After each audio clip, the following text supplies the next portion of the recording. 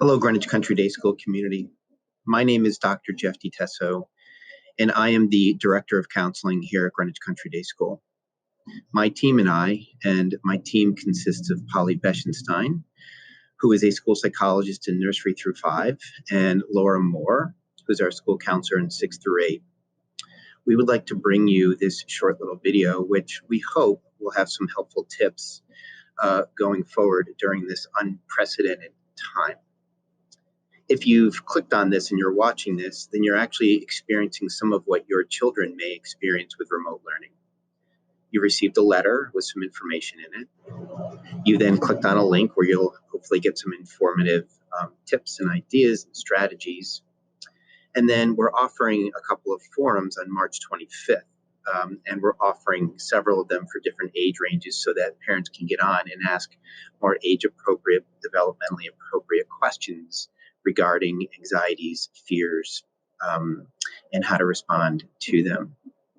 In a minute, we're all going to jump on, my team and I, and we're going to do little presentations on different pieces of information that include, social distancing, that include how to talk to children, that include managing our day-to-day, and finally, how to help you as parents deal with your own anxiety.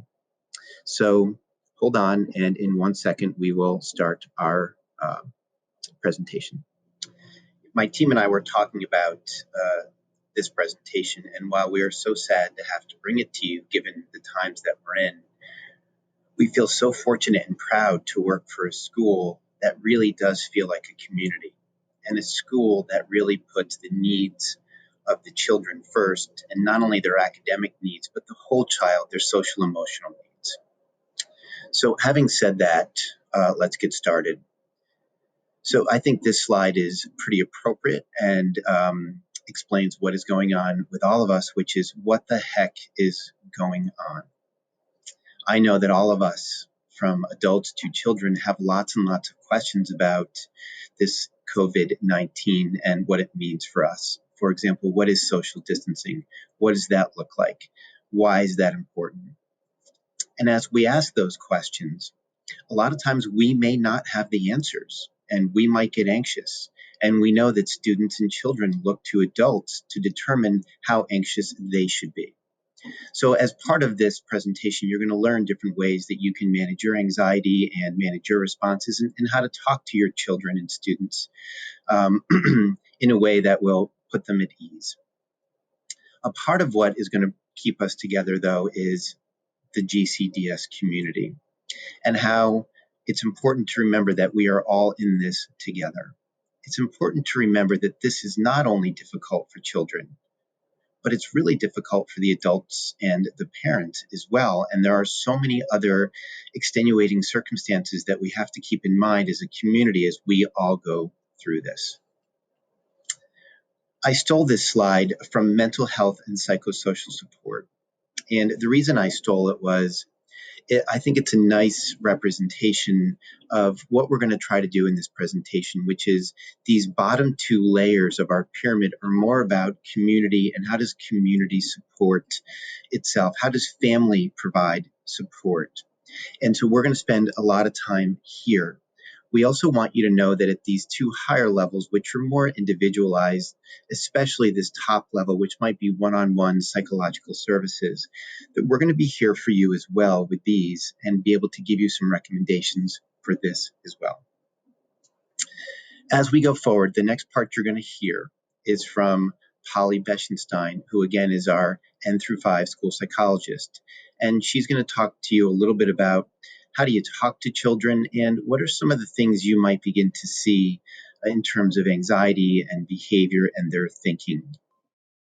Hi, I'm Polly Beschenstein, school psychologist at Greenwich Country Day, responsible for overseeing children and families nursery through grade 5. And today, along with Jeff and Laura, wanted to take some time in speaking to you all about how we may be communicating with our children and certain things to keep in mind as we are doing so during this difficult time. Also wanted to chat a little bit about what we might be seeing in some of our children. So sometimes we are fearful about communicating to kids, especially around sensitive topics. and we may choose not to communicate. However, realize that many of our older kids are getting information online or from friends, and it's always best if we're the ones that can be making those comments and having those conversations. And if we don't communicate at all, we often increase kids' worries and anxieties because they are unsure what is going on. So our goal is to keep kids informed with factual information that's appropriate for their level. And they can be reassured from us on a continual basis that things are going to be okay. So when we are communicating, most importantly, model calm. Calm behavior in ourselves helps our children realize it's all going to be okay and that we're in control. Being clear, concise, honest, but not an alarmist. Our youngest students often benefit from having us at eye level. So we're looking right at them and they're looking right back at us. However, older kids may not like that approach. It might be too intimate and they may benefit from just being in the car as opposed to being down at their level. Also at a meal, sometimes that's a little bit of a distraction, so a good opportunity there. Remember to keep it developmentally appropriate, right? Too much information is overwhelming at any level, but a little bit goes a long way. For our youngest students, it's maybe just 1 or 2 nuggets as to what's going on and how we're feeling about it and how it's going to be handled. Older kids will have a lot of questions. How will I catch this virus that's going around? How long will this last? Will there be a cure? Will I go back to school? Younger students may just want to know what's for lunch. So totally appropriate, and they may come back to you at a later point in time with additional questions. So do your best to answer these questions honestly and clearly, recognizing we don't have all the answers, right? And just being available to them is really what matters. Reminding kids that grown-ups are on it. Grown-ups are working hard around the clock to find a cure and learn more so that we can help people and we can go back to our regular routines. The grown-ups are in charge. When we communicate that, it helps alleviate some of the worries and fears kids are grappling with and takes the ownership more on the parent. So lastly, remind them that they're strong and resilient, and you are too, and you will get through this challenging time together. So in terms of what kids might be grappling with right now or in the hours and days and weeks ahead, recognize that there might be a lot of changes to their behavior. Our youngest students might be frozen in time. They may have difficulty following your directions. They may be extra clingy, want you around more often in the same room. They may tantrum, meltdowns.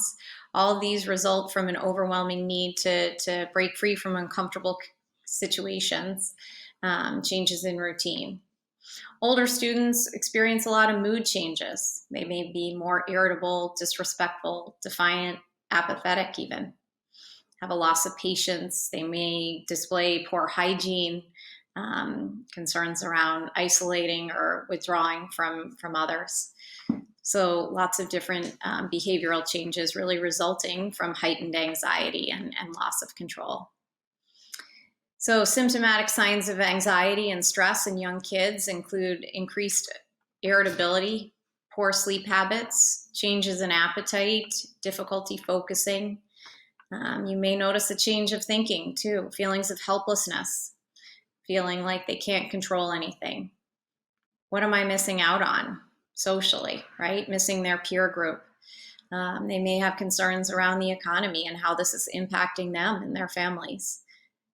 Concerns around family members getting sick, concerns around death, all very normal and things that kids may be grappling with. There may also be, a lot of some social isolation, more with our older kids, not necessarily social distancing, right? A little bit different, but when a child withdraws, some signs to watch for would be reports of boredom, retreating to their room for hours on end, isolating themselves, not wanting to connect with their family members, not enjoying activities that they've liked in the past, not wanting to exercise or engage with others.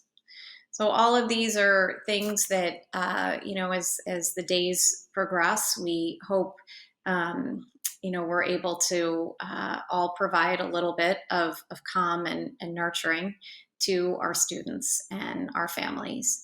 So please reach out with questions along the way. Hi, it's Laura Moore from the middle school.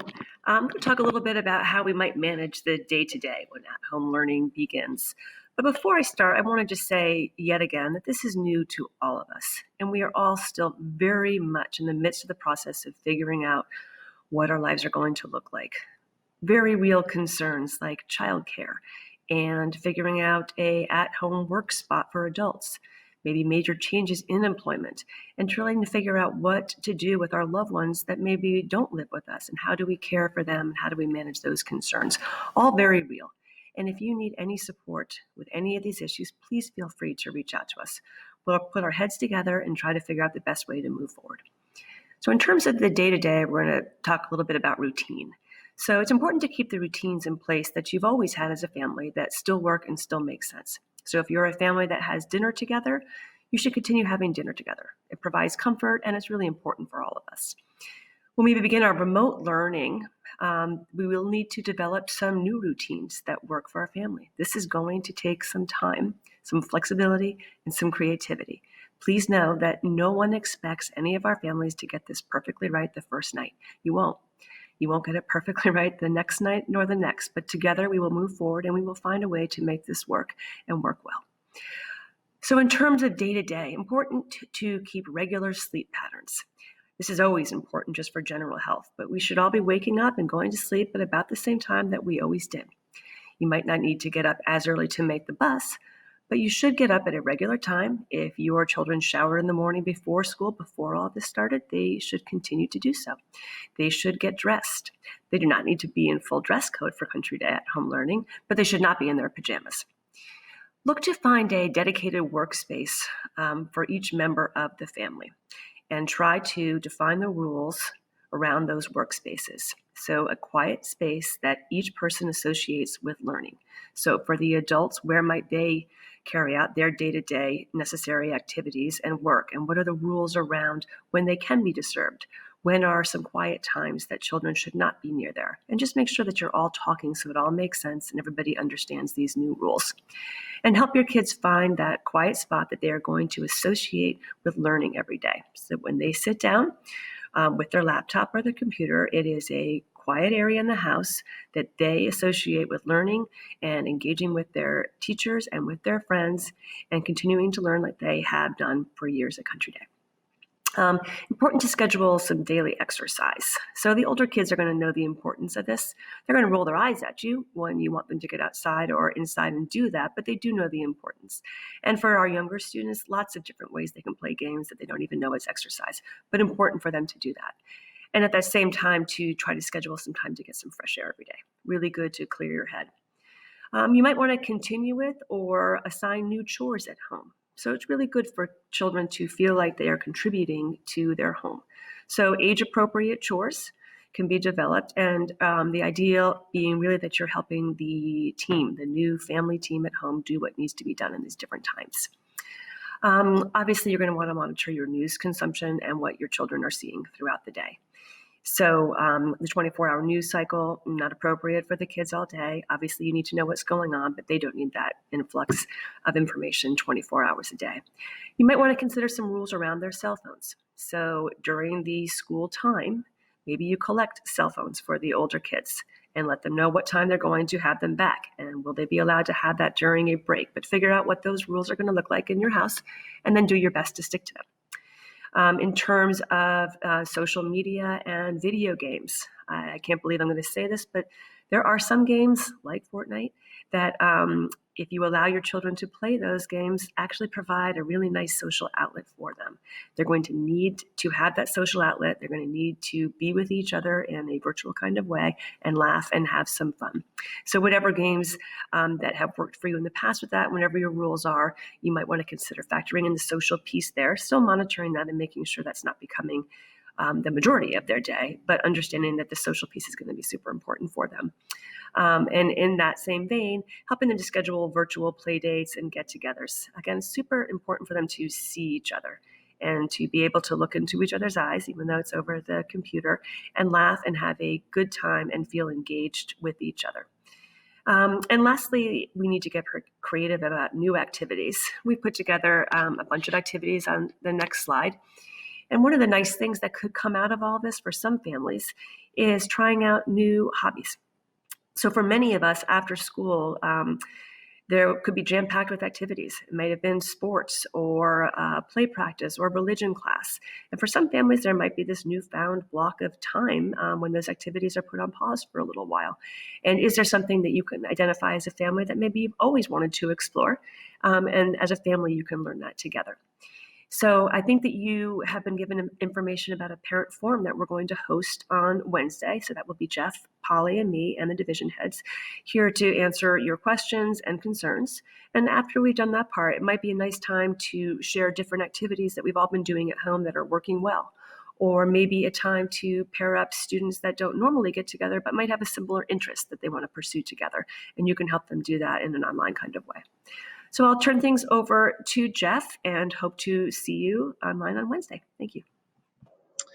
Hello again, parents and faculty and alumni and whoever else has decided to join us.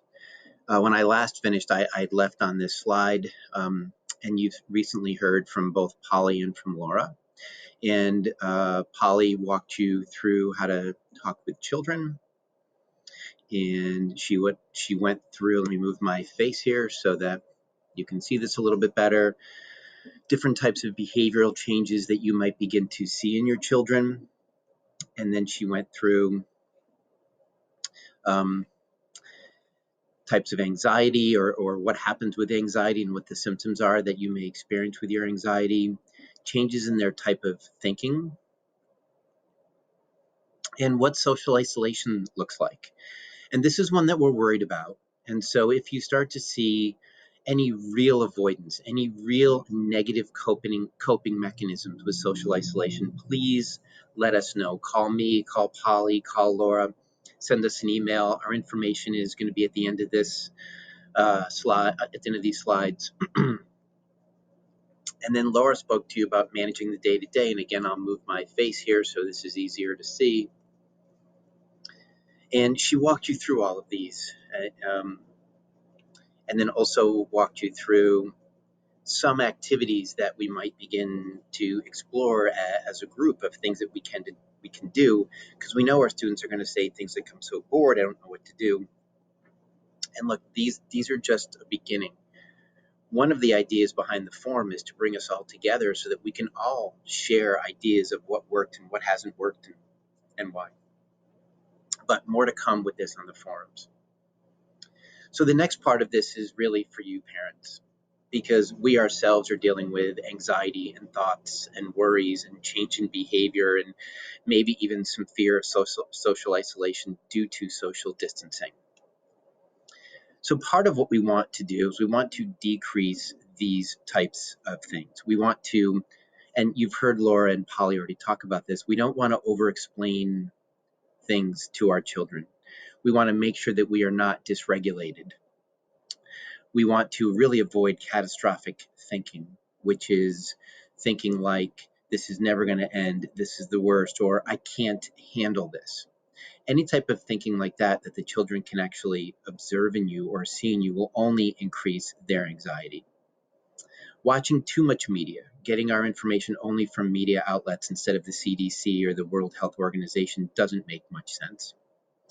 We want to decrease how we deal with our stress. So if we are decreasing it, if we can decrease the negative ways that we deal with our stress, such as excessive drinking, obviously that is a good thing.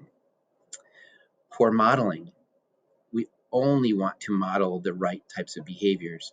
So we want to make sure that we are developing a routine, that we want to focus on our physical and mental health.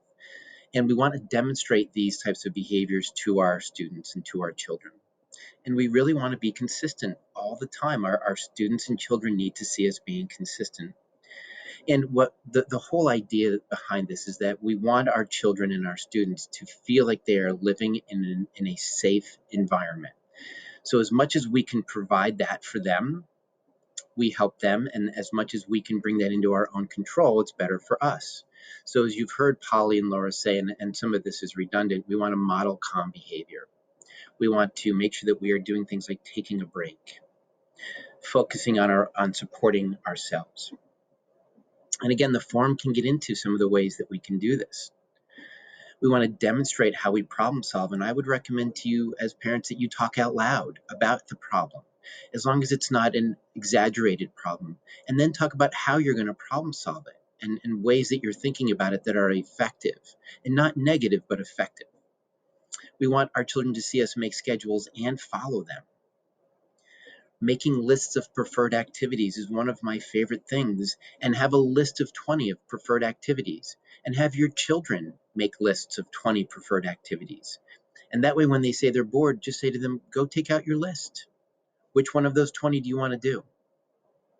We want to stay in contact with our social networks. Now, that's going to be social distancing, so probably it's going to be online, but this is going to be important. We want to talk with our children about their anxiety. We don't want to invalidate it. So saying things like, there's no reason to worry about that, or, oh, don't stress that. Instead, I would jump right in and validate their feelings. I understand why you're anxious. Let's talk about this. And then problem solve effectively with them. And finally, parents, I need to tell you that you're not going to be perfect parents during this time. And I beg you to be more gentle with yourselves in your parenting techniques. You are going to probably make a mistake. That is okay. Be gentle and then problem solve and repair. Problem solve and repair.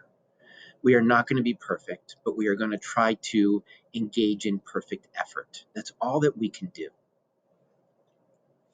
And so, parents, what I've done here is I've just made a list of, I'll move my head again, sorry about that, of messages that we want to send to our students and to our children. And I don't need to read through all of those. You can read them, but it's the importance of social distancing. It's the importance of saying, I'm always going to be honest with you, and then I'm going to be available. Now, there are moments that you might not be able to be available, but then your children and students should know that. And a lot of these, again, are redundant. The last one's important, in letting them know that their feelings of fear and boredom and loneliness are to be expected. And these are behaviors that, again, we want to present as often as we can, parents, that we will be predictable, we'll be consistent, we will be responsive. We have their back. We are in charge. We are in control. We've got this. You can look to us. And at the same time, we can be nurturing and we can be calming. So, again, more to come at the forum. Again, our people are Polly, N through 5, Laura, 6 through 8, and myself, 9 through 12. And we really look forward to seeing and talking with you on March 25th. In the letter that was sent, there is a link for the separate different forums. I believe N through 2 is at 8 o'clock. I believe 3 through 5 is 9 o'clock.